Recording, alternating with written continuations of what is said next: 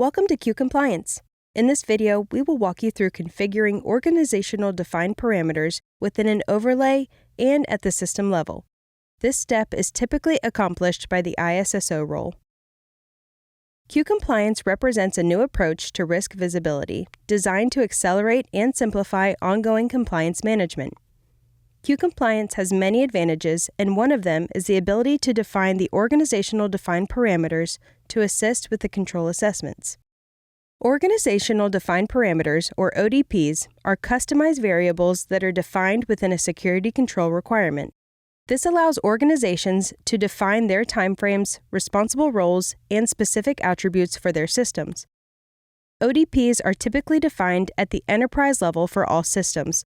However, there are some ODPs that may be defined at the system level. ODP definitions are key to ensure the control is measurable and evidence can be assessed. Customers use overlays to create control templates for multiple systems. Navigate to Configure, Configuration, then select Overlay Management. Click the Update ODPs button, select the overlay and control library to update.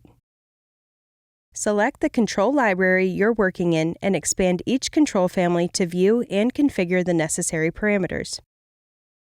Enter the organizational parameters and click Submit.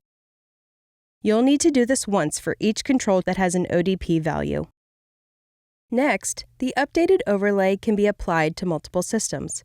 A quick review of the Control Compliance Hub assessment link demonstrates current blank ODPs for Control AC-2 Enhancement 2.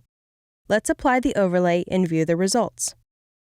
To apply an overlay to a system, navigate to Configure, Configuration, System Management, and select the overlay you updated from the drop-down menu and select Save Changes.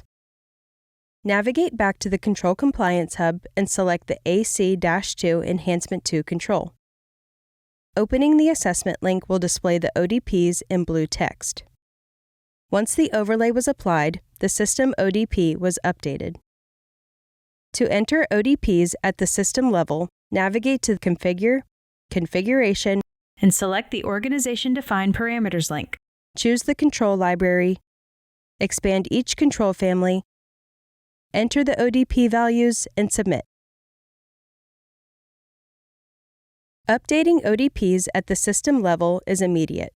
Confirm updates by navigating to the Control Compliance Hub and reviewing the Assess or Audit links to view the blue text within the updated controls. In summary, this video demonstrated how to configure and update ODPs within Q Compliance, both at the overlay and system levels.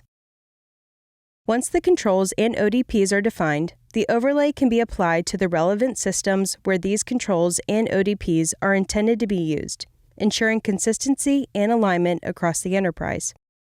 System-specific ODPs can also be defined to tailor control requirements to individual systems.